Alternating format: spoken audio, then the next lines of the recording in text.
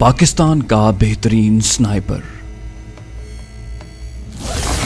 दुनिया में अपनी काबिलियत का लोहा मनवाने वाला, दूर मार निशाने में सबको पीछे छोड़ने वाला, पाकिस्तान के दुश्मनों को तिगनी का नाच नचाने वाला, पाकिस्तान आर्मी की शान, दुश्मन के लिए दहशत की अलामत, शानी जी राजू, और दुश्मन के लिए मौत का दूसरा नाम SS, पाकिस्तान के सबसे मशहूर एक्शन नॉवल का दूसरा हिस्सा। रियाज आकिब कोहलर के कलम से निकला एक और शाहकार।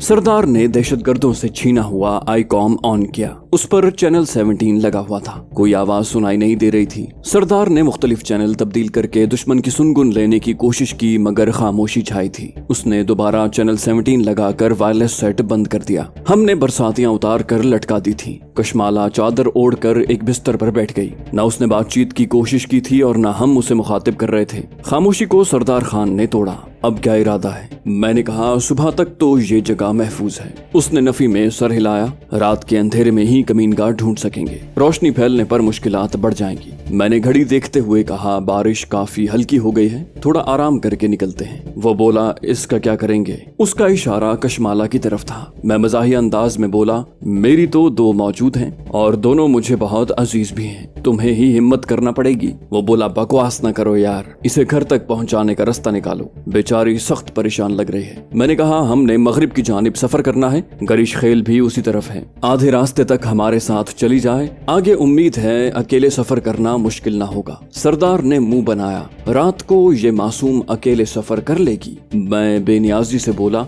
मजबूरी में जान जोखम में डालना पड़ती है। वो बोला, अगर इसकी जगह रोमाना बहन होती तब भी तुम यही राय देते। उसने पलवशा की बजाय रोमाना का नाम लिया था, क्योंकि रोमाना छुई मुई और घरेलू खातून थी, जबकि पलवशे निडर और दलेर थी। उसके लिए अकेले कहीं जाना कोई मानी नहीं रखता था। मैंने तंजिया लहजे में कहा, एक अजनबी लड़की और अजीज तरीन करीबी रिश्तेदार को मुमासिल करने की जुर्रत एक खान ही कर सकता है। वो इत्मीनान से बोला, अजनबी सही मगर मजलूम है, किसी की बहन बेटी तो होगी ना। क्या तुम्हें अच्छा लगेगा कि फिर किसी भेड़िए की हत्या चढ़ जाए? अल्लाह पाक ने इसे बचाने को हमें सबब बनाया है, गोया इसे महफूज ठिकाने तक पहुंचाना हमारी जिम्मेदारी है। मुझे इख्तिलाफ की जुर्रत नहीं हुई थी। मैंने कहा, फिर आराम का ख्याल दिल से निकालो और कूच की तैयारी करो। वो हंसा। स्नाइपर को इतना नाजुक भी नहीं होना चाहिए कि एक पहाड़ी से उतर कर लेटने की फिक्र करे। मैंने मुंह बनाते हुए कहा, अगली मर्तबा तुम्हारे साथ आने से मेरा जवाब है। मेजर नईम से बात करता हूँ, कोई सिपाही दे सकता है तो ठीक है, वरना मैं अकेला ही भला। सरदार मुतबस्सम होकर कशमाला को मुखातिब हुआ।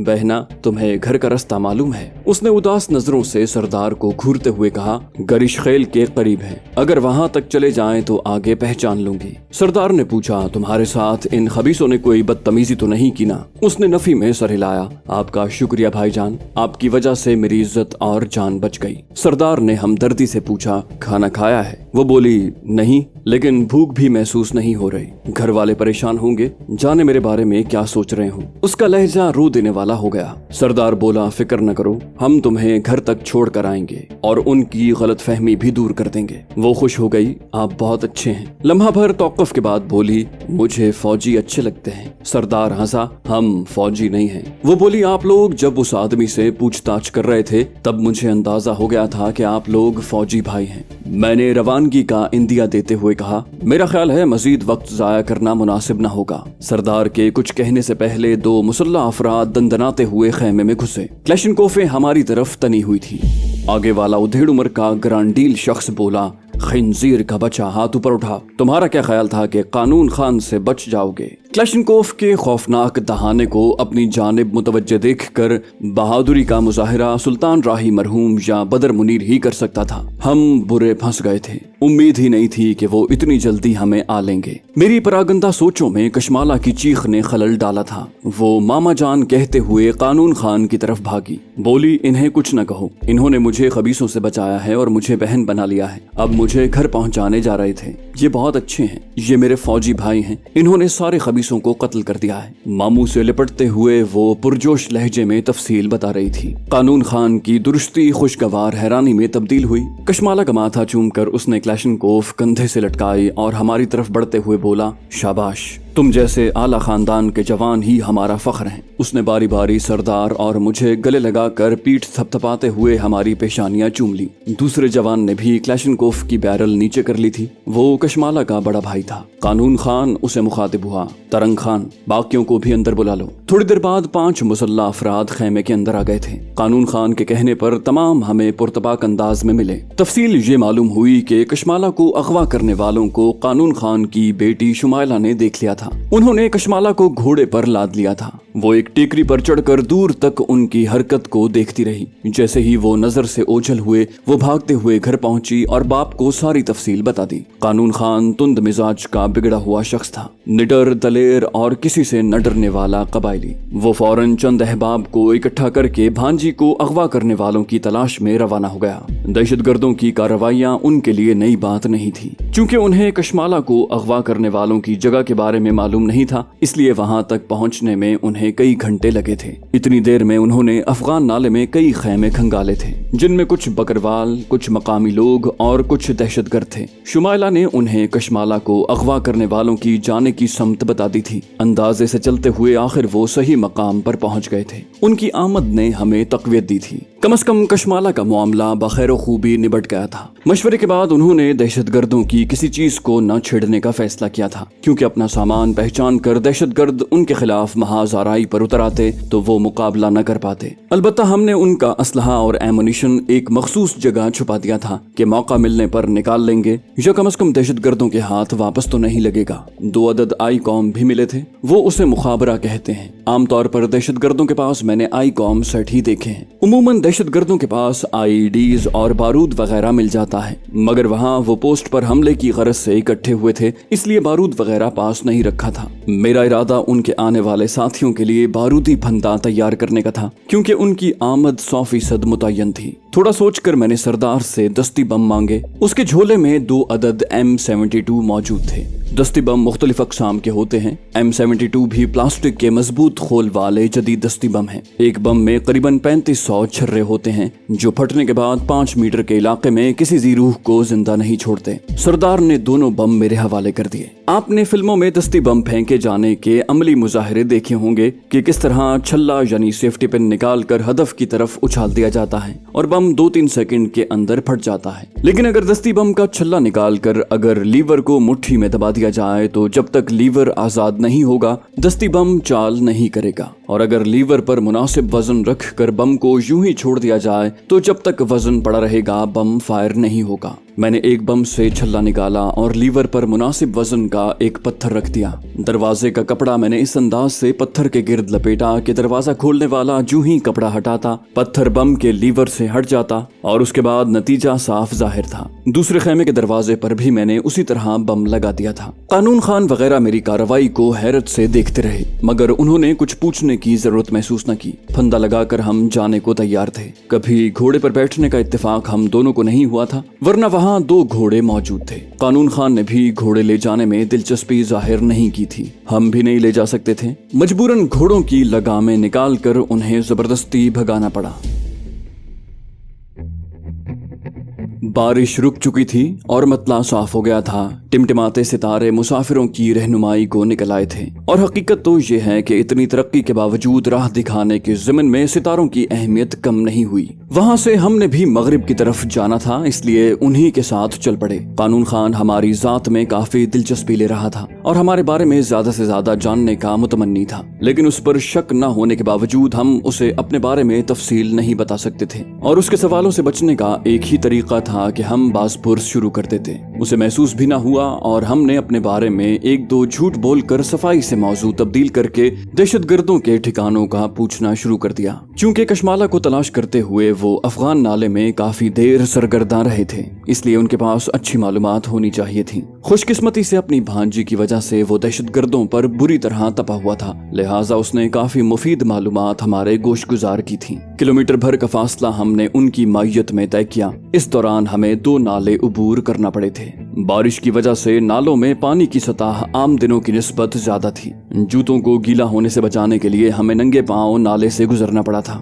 बारिश की वजह से हमारे जूते पहले से गीले थे, मगर खैमे में बैठकर हम जुराबें तब्दील कर चुके थे और अब मजीद खुश्क जुराबें हमारे पास नहीं थी। एक फौजी को सबसे ज्यादा बचाव अपने पाँव का करना पड़ता है और स्नाइपर के लिए तो इसकी अहमियत मजीद बढ़ जाती है। किसी भी मिशन की तकमील में सबसे अहम मकसूद तक पहुंचना होता है, उसके बाद ही कार्रवाई का मरहला आता है, और जो स्नाइपर मकसूद तक न पहुंच पाए उससे हदफ को ठिकाना लगाने की उम्मीद करना हिमाकत है। कानून खान टोली ने अपने चप्पल उतारने की जहमत नहीं की थी। आखिर वो मकाम आ गया जहां से हमें अलहदा होना था। उन्होंने हमें पुरतपाक अंदाज में अलविदा किया। कशमाला ने भी करीब होकर अकीदत भरे अंदाज में शुक्रिया कहा था।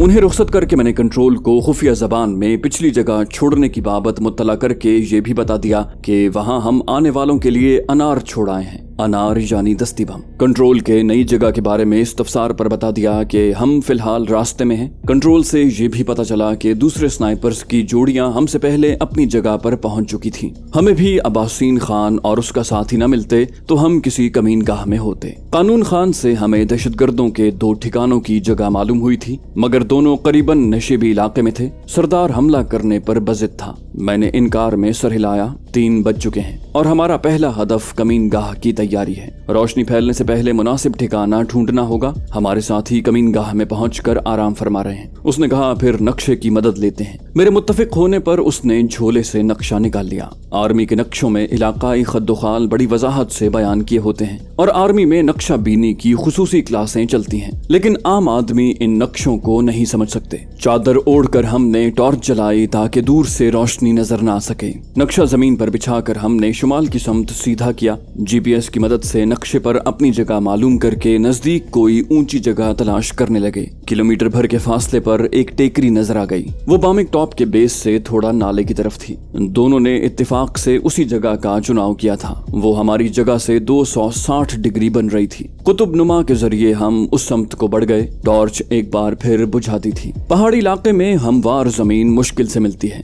बज़ाहिर हमवार नजर आने वाले मैदान भी करीब पहुंचने पर ढलवान नुमा नजर आते हैं। हमारा रुख करीबन मगरिब की तरफ था, करीबन इसलिए कि मगरिब की समत 270 डिग्री बनती है और हमारा रुख 260 डिग्री की तरफ था। मुझे अच्छी खासी थकन महसूस हो रही थी और उसकी वजह रेंज मास्टर थी। इसीलिए दूर दराज के मिशन पर स्नाइपर हमेशा ड्रैगनोव, स्टेयर, गैलिल, M40 A3 जैसी निस्बतन हल्की स्नाइपर राइफलें साथ ले जाना पसंद करते हैं। रेंज मास्टर से उनकी रेंज आधी है, मगर वजन 4 गुना कम है। तभी दूर दराज के सफर में उनकी अफादियत बढ़ जाती है। स्नाइपर का काम मखसूस अफराद को निशाना बनाना होता है, लेकिन पाक आर्मी के बड़े ऑपरेशन यानी हमला, दिफा, पेशकदमी, पसकदमी वगैरह हो, छोटे ऑपरेशन यानी छापा, घात, गश्त, नफूज खुरूज वगैरह, इमारती लड़ाई, दहशतगर्दों के खिलाफ कोई मखसूस कार्रवाई, कलीदी अफराद को निशाना बनाना, यहाँ तक कि किसी जासूसी के मिशन में भी स्नाइपर को भेजा जा सकता है। और हर कार्रवाई में स्नाइपर को मखसूस काम बांटे जाते हैं। अलबत्ता वो मखसूस काम निशानेबाजी से मुताल्लिक ही होता है और स्नाइपर सिर्फ हदफ को खत्म नहीं करता, हदफ के खात्मे के बाद उसे जान बचाकर निकलना भी होता है और भागते वक्त वो जितना हल्का होगा उतनी तेजी से हरकत कर सकेगा। ये बात भी मद्देनजर रहे कि स्नाइपर हद्दुल वसा अपना हथियार पीछे नहीं छोड़ता। उस वक्त सरदार के पास ड्रैगनोव राइफल थी, वो भी मंजा हुआ स्नाइपर था। किसी वजह से हमें अलहदा होना पड़ता तो उसे स्नाइपर राइफल की जरूरत पड़ सकती थी। हमारे सामने एक और नाला आ गया। हमें फिर जूते उतारने पड़े थे। नाले के ठंडे पानी से गुजरकर हम दूसरी जानिब पहुंचे। जुराबों के बालाई हिस्से से पांव खुश करके हमने जुराबें पहनी और बूटों के तस्मे मजबूती से बांधकर आगे बढ़ गए। जल्द ही हम दरमियानी बुलंदी की टेकरी की बुनियाद तक पहुंच गए थे। शुमाल की जानिब कुछ फासलों पर कुत्तों के भौंकने की आवाज तसलसल से आ रही थी। वो बकरवालों के कुत्ते थे। ये इत्मीनान हमें हासिल था कि दहशतगर्दों के पास कुत्ते नहीं होते, क्योंकि वो एक जगह टिक कर नहीं रहते। शुमाली इलाका जात हो, कश्मीर हो या वजीरिस्तान, जितने भी पहाड़ी इलाके में घूमा हूँ, यही मुशाहिदा किया है कि पाक आर्मी की पोस्टों पर कुत्तों का डेरा रहता है। कुत्तों को बाकायदगी से खुराक मिल जाती है और पहरेदारों को ऐसे दोस्त मिल जाते हैं जो दुश्मन को दूर से ताड़ कर बर वक्त चौकस करें। एक अजीब बात यह भी मुशाहिदे की है कि पाक आर्मी की पोस्टों पर रहने वाले कुत्ते सिविल कपड़ों वालों को पोस्ट के करीब नहीं आने देते। अलबत्ता आर्मी की वर्दी में कोई नौवारिद भी आ जाए तो उससे तारुज नहीं करते। खान साहब, शब्दीद ऐनक से बुलंदी का जायजा ले लो। सरदार ने 7D ऑन करके आंखों से लगा ली। लम्हा भर जायजा लेने के बाद बोला, बुलंदी पर एक मकान नजर आ रहा है। नाइट विजन लेकर मैंने भी जायजा लिया। दरख्तों के झुंड में एक इमारत का हयूला नजर आ रहा था। सरदार ने ख्याल जाहिर किया, हो सकता है किसी सिविल शख्स का घर हो। मैंने इस बात में सर हिलाते हुए परेशानी जाहिर की। इसके बरक्स हुआ तो दहशतगर्दों का मजबूत ठिकाना होगा, और ऐसा होने की सूरत में न सिर्फ यहाँ पहरेदार मौजूद होंगे बल्कि इन दिनों काफी नफरी ने डेरे डाले होंगे। सरदार मुत्तफिक हुआ, कोई और जगह ढूंढे। मैंने कहा, करीब से जायजा लिए बगैर फैसला करना बेवकूफी होगी। वो बोला, चलो फिर। शेरदिल पठान खतरों को कभी खातिर में नहीं लाता था। मैंने बारहा जांचा था कि सरदार खान बेवकूफाना हद तक दलेर था। खतरात और अंदेशों को वो हमेशा हंसी मजाक में उड़ा दिया करता था। मफाहमत उसकी फितरत में शामिल नहीं थी। वो हमेशा इस शेर के मिस्दाक लगता था, मफाहमत न सिखा जबरे नारवा से मुझे, मैं सरबकफ हूँ, लड़ा दे किसी बला से मुझे। हालांकि खौफ का मादा इंसानी फितरत में वदियत किया गया है। हर शख्स डरता है। दलेर और बुज़दिल आदमी में फर्क सिर्फ इतना है कि दलेर शख्स अपने खौफ पर काबू पा लेता है। अपने अंदर का डर वो दिल में ही छुपाए रखता है, जबकि बुज़दिल आदमी अपने आसाब पर काबू नहीं पा सकता और खौफ को जाहिर कर देता है। मैं अपनी बात करूं तो अमली जिंदगी में बारहा ऐसे मौके आए हैं जब मेरा दिल खौफ से लरज उठा। मौत आंखों के सामने दिखाई दी और ऐसे हालात में कुल्लु नफ्सिन जायक़तुल मौत का अटल कानून ही था जिसने मुझे भागने से रोका।